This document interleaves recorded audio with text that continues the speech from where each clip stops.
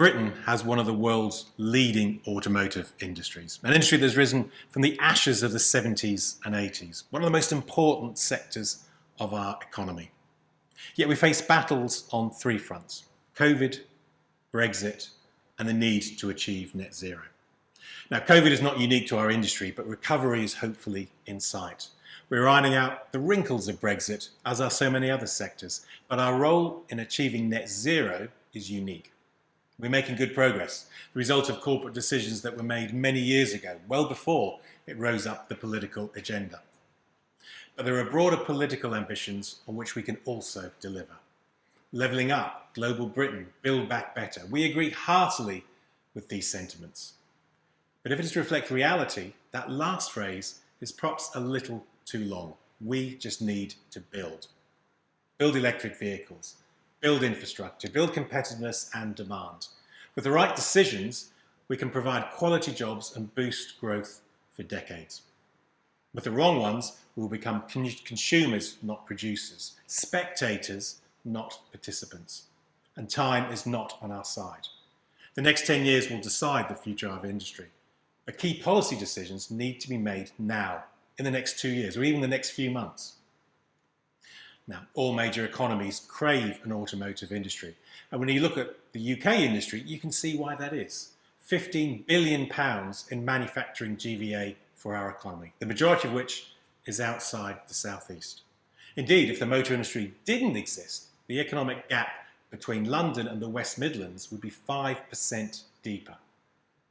We employ more than 180,000 people directly, with wages around 20% higher than the UK average, and in a region like the North East, 50% higher than the local wage. We create another 680,000 jobs in the wider supply chain, in sectors like chemicals, steel, logistics, finance, advertising. Think of the number of fridges that fills, the amount of food that puts on a table, the iPads and iPhones that buys. We're also the largest source of exports for UK goods, with more than 80% of cars and about 60% of commercial vehicles exported to over 150 different markets worldwide. We are an economic powerhouse, fundamental to society, providing mobility. And mobility matters. It provides freedoms. It's one of the most important technologies in our lives. It empowers us. It's a vital part of something we call living. But mobility is changing forever. People are demanding different types of mobility. Increasing digitalization, greater connectivity. By 2030, embedded software could make up about 30% of the total vehicle value. And above all else, we see the inexorable rise of zero-emission vehicles. There will be spillover effects from these changes, from the pattern of energy demand to how we structure motoring taxation. Some of our traditional strengths, such as powertrain, will become less important. The problem is, however, we are falling behind our competitors. So when we say we must build back better, we must build back better than our competitors. And this is not yet happening. Other major governments are matching words with deeds, turning ambition into reality. Look at some of the net zero investments. By 2025, the UK will have just 12 gigawatts of lithium-ion battery capacity. Germany will have not 12, but 164. The US 91, France 32. We offer a grant of up to £2,500 for the purchase of an electric vehicle. In the US, it's $7,500. In Germany, €9,000. Competitor countries are using COVID recovery funds for infrastructure, to green bus fleets, to build locally, and we need to match these commitments. If ambitious words were currency, the UK would be rich indeed. But the lack of investment, the lack of a plan, suggests a lack, perhaps, of commitment. Now, we've constructed a new Automotive Competitiveness Index to assess the UK's readiness for change. It shows the UK has retained many of its traditional strengths: engineering excellence, a strong academic and science base, R&D excellence, emerging strengths in artificial intelligence and software development. We have a large domestic market, providing scale to support a diverse sector. We have the workforce and the ingenuity to give us a head start. But there are growing gaps in our competitiveness. Leaving the single market has increased friction and risk. We no longer have zero-cost access to a large trading bloc on our doorstep. But our energy costs, our high business rates, and lack of incentives are avoidable competitive disadvantages. Without basic facilities like domestic battery production, we could easily fail to fulfill our potential. We've developed 4 stylized scenarios to assess the potential economic impact of these changes. Different scenarios for the future, if you will. The first is the mainstream one, the norm, whereby the UK builds 60 gigawatts of supply by 2030, ample to maintain our current market share, and offers significantly more generous incentives for investment. Now, under this scenario, GVA and jobs are on a steady growth trajectory. The pessimistic scenario is where the UK only builds 30 gigawatts of supply, while non-tariff barriers moderately increase. Under this scenario, GVA stagnates, with substantial job losses over time. The third one is a more optimistic one, where the UK builds 80 gigawatts and undertakes ambitious trade deals and significantly improves its attractiveness. And this would see GVA grow a third faster than the base assumption and see us gain 40,000 additional jobs. However, the flip side is, of course, a scenario where we're stranded, where the UK only builds 1 gigafactory, fails to transition to ICEs. As a result, 90,000 jobs could be lost. The majority of these will be outside London and the South East, further increasing that regional disparity.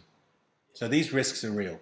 If the industry fails to transition, we enter a downward spiral. But if we get it right, it's an upward spiral, creating jobs and prosperity. And getting it right means government action matching government ambition.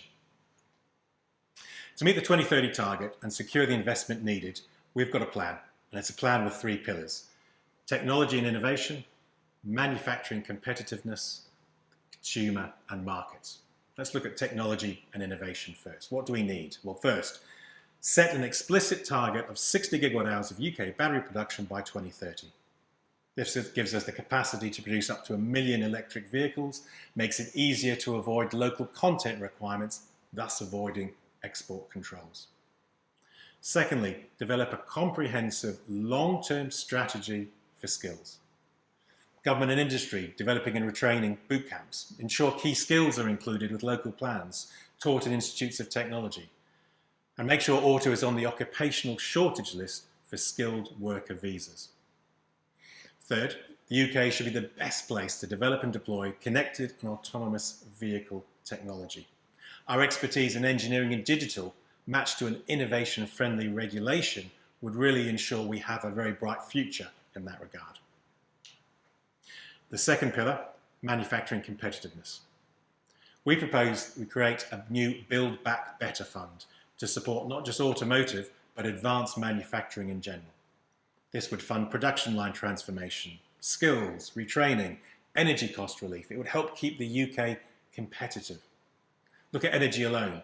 We think we should allow manufacturers of low-carbon vehicles to access the same benefits and compensation schemes as the energy-intensive industries.